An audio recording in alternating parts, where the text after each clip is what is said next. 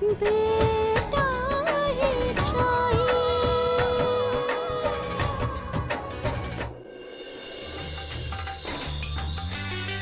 हे गंगा मैया, कल हमारा गौना है।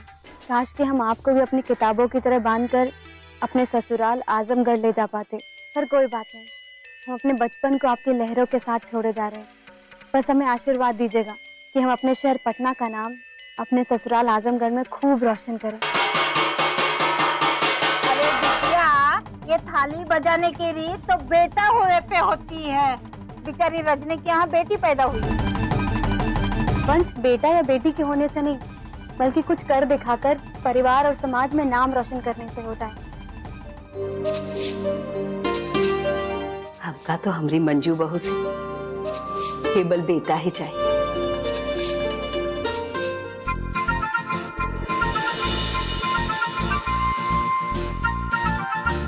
नमस्ते माधव भैया।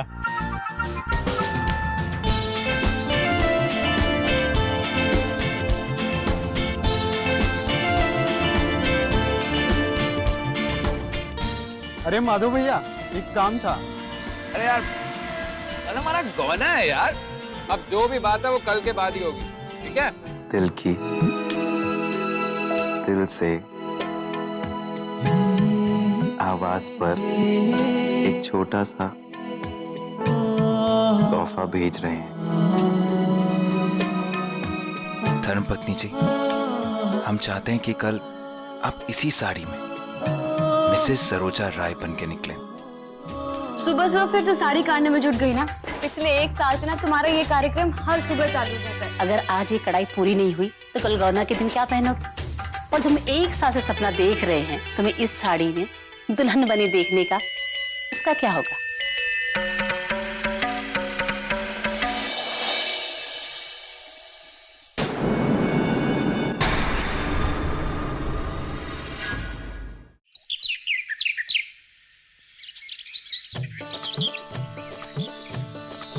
अरे बड़की माई, ये लो, देखो माधव भैया की शेरवानी। अरे बाल ले आया तू, ये कितना बढ़िया। बढ़िया है।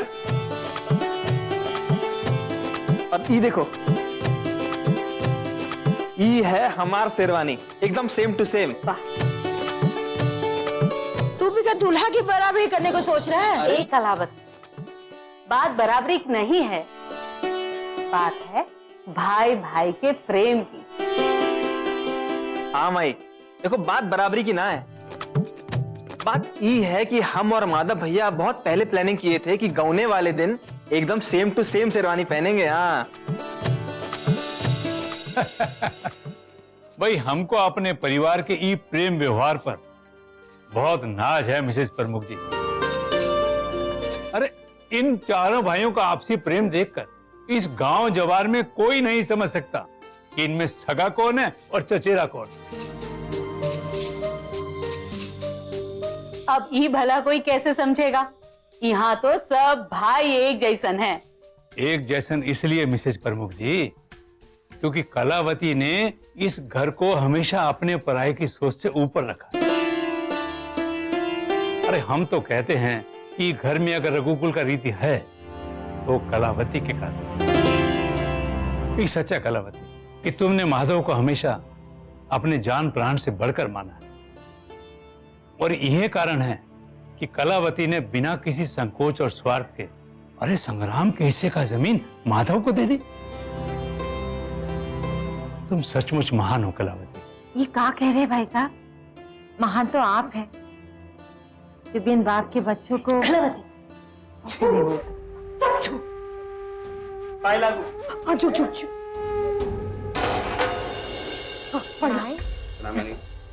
जीते रहो। अरे कोनो ईमान धर्म है? अरे नानी, हुआ का है, बात का है। अरे का नहीं हुआ है? वो मुआ रिक्शा वाला हमको वो लंबे लंबे रास्ते से लेके आ गया ताकि हमसे पैसा नहीं थे। अरे शांत नानी, शांत। अरे भैया को समझाइए ना। अरे क्या समझा? अरे बस बस बस नानी, बस। अब आप उस रिक्शे वाले को छोड़िए और बारात के बारे में सोचिए। हाँ।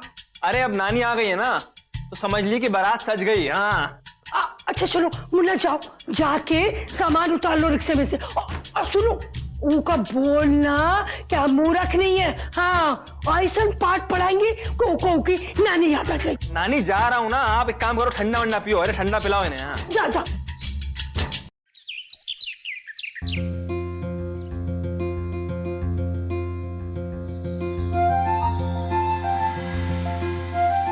दिखाइए। अरे तुम लोग छोड़ो। लो बिटिया, दामाद जी के भेजे हुए तोहफे को देखने का पहला हक तुम्हारा है।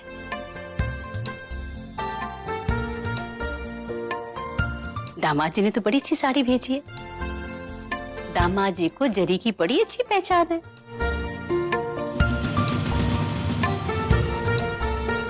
क्या बात है भाई, माँ बेटी में क्या बातें हो रही हैं? देखो जी, दामाद जी साड़ी भेजे। अच्छा,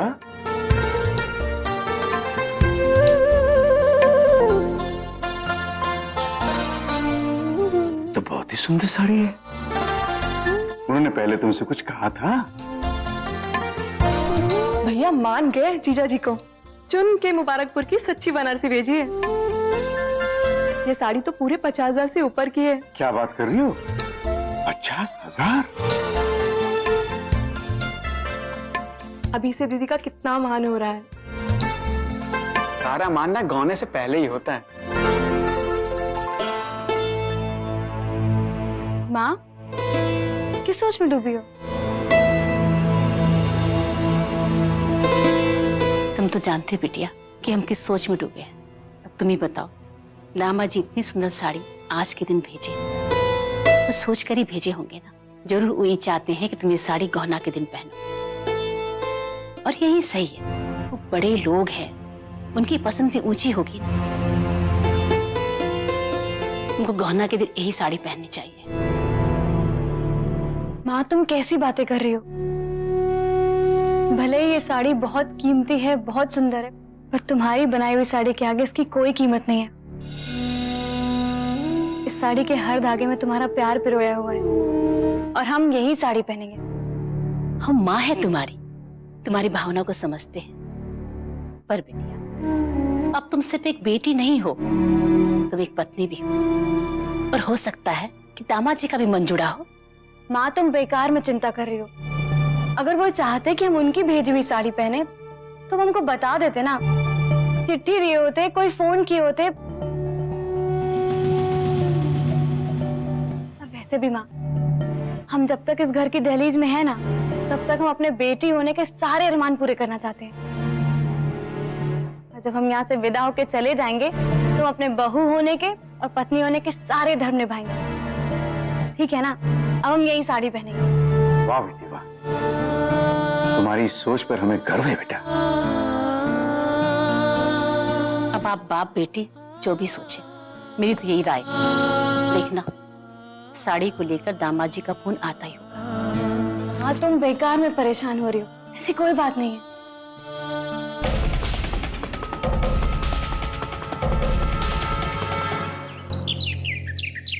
सुनिए ना, हमें माधव के गौने में जाना ही होगा। माधव तो प्यारा है ही, पर 1 साल से जो प्यार का रिश्ता सरोजा निभा रही है, मन कर रहा है कि हम अपने हाथों से दोनों का गठबंधन करें। देखो मंजू, चाहता तो मैं भी यही हूं ना कि तुम इस गौने में शामिल हो, लेकिन तुम तो जानती हो ना कि पूरा परिवार, खास करके अम्मा, तुम्हारा कितना ख्याल रखती है। और जब से तुम प्रेग्नेंट हुई हो, तब से तो मानो उनका सारा ध्यान सिर्फ तुम पर ही लगा रहा है। उनका बस चले तो तुम्हें कमरे से बाहर ना निकलने दें। गौना तो बहुत दूर की बात है। ये सब तो ठीक है, पर हम गौना में जाना चाहते हैं। आप ही कुछ जुगाड़ लगाइए ना। आप तो इस घर के बड़े हैं, आपकी कोई बात नहीं टालेगा। आप बात कीजिए। अच्छा भाई, तुम्हारा इतना ही मन है जाने का, तो मुझे तो कुछ ना कुछ करना ही पड़ेगा। पक्का? पक्का, चिंता मत करो।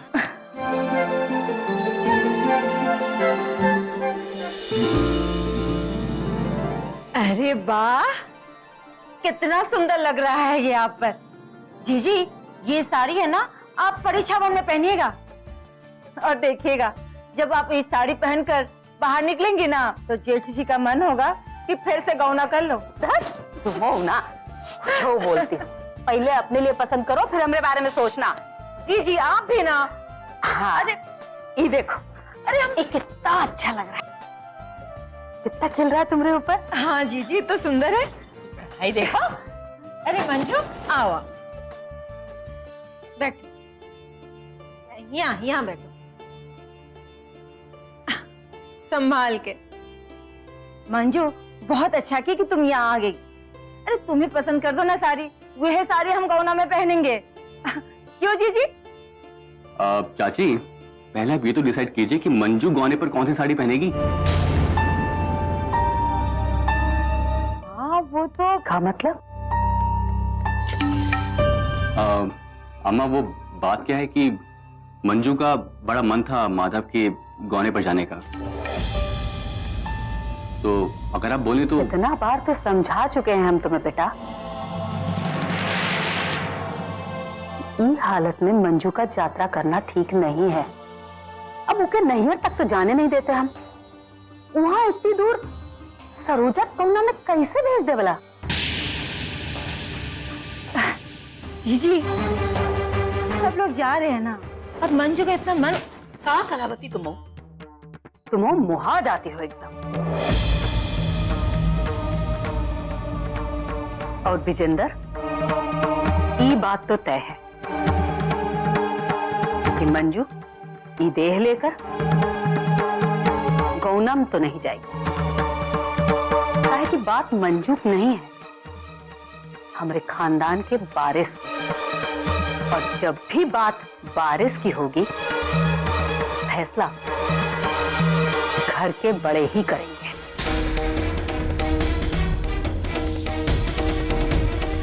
और तुमको क्या लगता है, जो हम इस बात के लिए मान गए, तुम्हारे बाबूजी इस बात के लिए आसानी से मान जाएंगे? और जो कोई उनका समझाने मनाने खातिर जाएगा ना, क्या पता घर की बाकी औरतन को भी गौने में जाए से रोक दूं।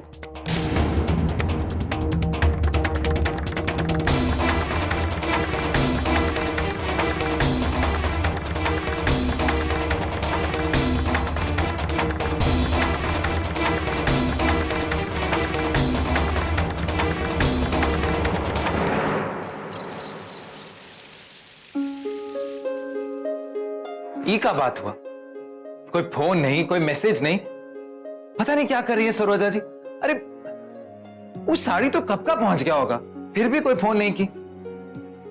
हद होती है लापरवाही की। और यहां हम है कि फोन पे फोन किए जा रहे हैं, और ये फोन हमें नॉट रीचेबल बता रहा है। और वहां हुआ है कि उनको तो हमारी कोई चिंता ही नहीं है। हम भी एक काम करते, हम ही फोन को बंद किए देते।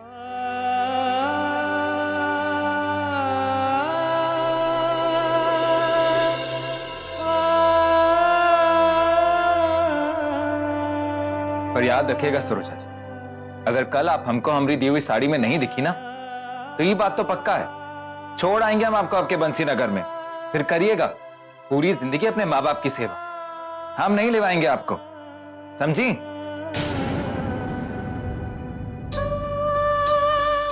दीदी देखो, तुम्हारे गौने के लिए हम लोग कितनी मेहनत कर रहे हैं। हाँ, आपका बहुत बहुत धन्यवाद।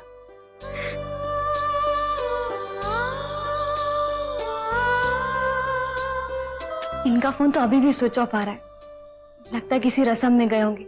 हम बाद में मिलाएंगे, अभी तो खाना बनाने की तैयारी करते हैं, वरना देरी हो जाएगी। सरोजा, ये तुम क्या कह रही हो? तुम आज के दिन खाना बनाओगी? हाँ। नहीं, अब तुम सीधे अपने ससुराल की रसोई में ही जाना। वैसे भी एक बार शगुन चढ़ने के बाद दुल्हन को रसोई से दूर ही रखा जाता है, और आज ही तुम्हारा शगुन चढ़ा है ना, याद है? हाँ माँ, सब याद है, पर हमारा ना बड़ा मन कर रहा है। और वैसे भी शगुन की रस्म इसीलिए होती है ना कि दुल्हन कहीं जल ना जाए या कोई अपशगुन ना हो जाए।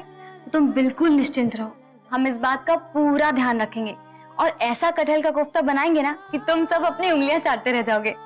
बिटिया, तुम तो रोज ही बहुत बढ़िया खाना बनाती हो। कल तुम्हारी विदाई है ना, इसीलिए तो सुनो सुनो सुनो, जिसे भी सरोजा के हाथ का बना कटहल का कोफ्ता खाना है ना, अपने अपने हाथ खड़े कर, और नहीं खाना है तो बैठे रहो। दीदी तुम ना कभी कभी अपने हाथों से बनाया हुआ ये कटहल का कोफ्ता पार्सल कर देना। देखा माँ, अब बताओ क्या कहती हो? हाँ भाई, हमारे तरफ से भी हाँ। क्यों जी? जब खाना बनाते वक्त खुशी दिल में हो ना, तो वो खुशी खाने में भी आ जाती। और आज हम आप सबको खुश करना चाहते हैं। जीती रहो बेटी। अब हम जा रहे हैं कोफ्ते बनाने, ठीक है ना? दीदी के हाथ का बनाया कोफ्ता जिंदाबाद। ई का है? अरे ये कटहल का कोफ्ता ये सब हम नहीं खाते हैं, पता है ना आपको? काहे बनाई है? आप ही खाइए वाहियात खाना, हम नहीं खाएंगे। माधव, माधव, ऐसे खाने से नहीं उठते। हमको पहले से ही पता था कि तुमको ये कोफ्ता वोफ्ता तनिको नहीं पसंद। यही से हम तुम्हारे लिए पालक पनीर बनाए हैं। ये तो खाओगे ना? हाँ, वो खा लेंगे। बेटा, जो तुमको पसंद नहीं है वो खाने का कौन जबरदस्ती कर रहा है तुमसे? बाकी बेटा, खाने को हमेशा आदर देना चाहिए। क्या खाना तुम? बाबूजी, देखिएगा कल को यही कोफ्ता जब सरोजा बनाएगी ना, तो बड़े चाव से खाएंगे और सारे नखरे भी भूल जाएंगे। देखिए भैया, ऐसा कभी नहीं होगा, समझे? सरोजा को भी हमारा नखरा सहना पड़ेगा। हम नहीं सहेंगे उसका नखरा वखरा। भाई, शादी करके उसे अपने घर पे ला रहे, ऐसे कैसे सहे उसका नखरा? और हाँ, अगर वो कभी भी अपना कायदा चलाई ना, छोड़ आएंगे उसे अपने अम्मा के घर पे, फिर पढ़ाती लिखाती रहेगी वहां पर। आई बड़ी। हाँ। अरे सुब सुब बोलो, ये सर सगुन के समय में अनाप शनाप काहे बोल रहे हो? क्या बात बेटा? कोनो बात भई है का? अब नहीं नहीं अम्मा, कुछ नहीं। एक बार बहू को घर पे आ जाने दो। जिस दिन उन्हें अपना बेटा हमारी गोद में रख दिया ना, उस दिन तुम सबका नखरा हवा हो जाएंगे। उस दिन से इस घर पे सिर्फ हमारे पोते का और हमारी बहू का राज चलेगा। बड़के बाबूजी, एक बात पूछें? हाँ हाँ, पूछो। ये पोते का बात तो हमका समझ में आता है, लेकिन ये बहू के राज चलने के बाद समझ नहीं आया हमका। वो इसलिए बेटा कि जब कोई बहू बेटे के रूप में वंश को आगे बढ़ाती है तो पूरा कुल उसका ऋणी हो जाता है। बिल्कुल, पूरे कुल पर उनका एहसान चढ़ जाता है और तभी जाए करके एक औरत की असली सेवा पूरी होती है। समझे? बिल्कुल। बेटा ही चाहिए।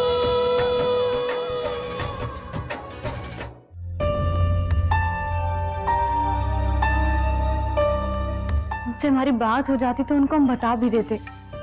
उनकी भेजी हुई साड़ी हमें कितनी पसंद आई। मुझे तो हमारी बात ही नहीं हो पा रही है। हो सकता है कि का फोन डिस्चार्ज हो गया हो।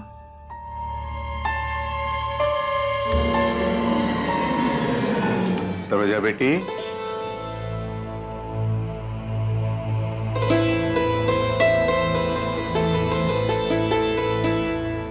ये देखो, बाल गोपाल का सोने का मुकुट। जानती हो, जब हमें पहली बार पता चला कि हमारे घर बाल गोपाल आने वाले, तब हमने ये मुकुट उनके लिए बनाया था, ये सोचकर कि हमारे घर जब पहला बच्चा बेटा होगा तो ये मुकुट हम उसे पहनाएंगे। लेकिन समय के साथ साथ हमें अपना भूल का पता चला बेटी। बेटी और बेटे का जो भ्रम हमारे मन में था वो धीरे धीरे दूर हो गया। आज हम फक्र के साथ ये कह सकते हैं, एक बेटी अपनी 20 साल की उम्र तक अपने माँ बाप को जो सुख दे देती है ना, तो दो बेटे मिलकर पूरे जीवन में नहीं दे पाते। तुम्हारे जन्म के समय हम ये मुकुट तुमको पहना नहीं पाए, इसलिए आज ये हम तुम्हारे हवाले करते हैं बेटे। जो भूल हमने अपने जीवन में की, हम चाहते हैं कि तुम वो भूल मत करना। अगर हमारी तरह तुम्हें भी पहली संतान बेटी हुई तो बेटा ये मुकुट तुमसे जरूर पहनाना। हमारी आत्मा को बहुत शांति मिलेगी।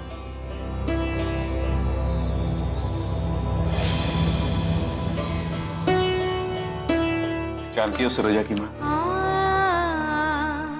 आज सरोजा की वजह से हमारा जीवन तो धन्य हो गया। आज इसी की वजह से हमें कन्यादान का जो पुण्य मिला है। ठीक कह रहे हैं जी आप, इस महादान से हमको तो पुण्य की प्राप्ति होगी ही, पर गिरजापति राय खानदान का तो काया ही पलट हो जाएगा। देख लेना, हमारी सरोजा उनके घर में साक्षात लक्ष्मी और सरस्वती के रूप में जाएगी। एक बात और, जैसे हमारा ये घर सरोजा का हमेशा से ऋणी रहेगा, ठीक उसी तरह राय परिवार और उनका खानदान पीढ़ी दर पीढ़ी सरोजा का ऋणी रहेगा, है ना बेटी?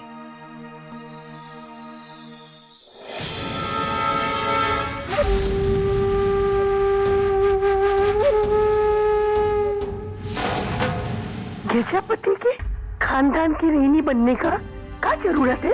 क्या किया है जो दिन रात ओके नाम की माला जपती रहती हो? ना जाने कौन सा पट्टी पढ़ाए है ये पुरेश्वरी ने तो को।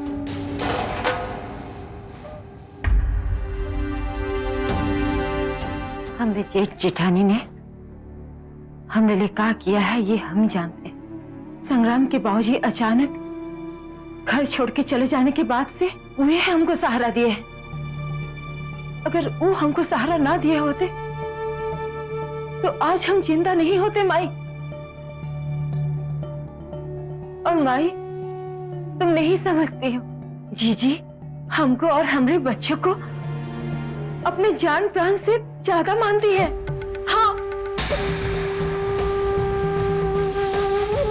अब तुम्हारा आदमी अचानक तुमको छोड़कर चला गया तो क्या अपने संग जमीन जायदाद और हिस्सों ले गया? ये पगली ये बात काहे नहीं समझती कि वो तुम्हारे वास्ते हिस्सा छोड़ के गया है। समझी का? हम क्या करेंगे वो सब जमीन जायदाद कमाई? जमीन जायदाद से जिंदगी थोड़ी ना बनती है। जिंदगी तो मान सम्मान प्रेम भाव से मिलती है। अगर कोई पूछने वाला ही ना हो तो क्या फायदा उस जमीन जायदाद का? बताओ माई। माई, तुम नहीं समझोगी, जब वो घर छोड़कर चले गए थे तो हमारे बच्चे मुंह खोलने के लायक भी नहीं। लेकिन आज बल्ली और संग्राम को देख लो, कौन कह सकता है उनके सर पर उनके बाप का साया नहीं है। घर में बराबरी का दर्जा है, समाज में इज्जत है, पहचान है, और इन सब के पीछे उनके बाप की छोड़ी जमीन नहीं है।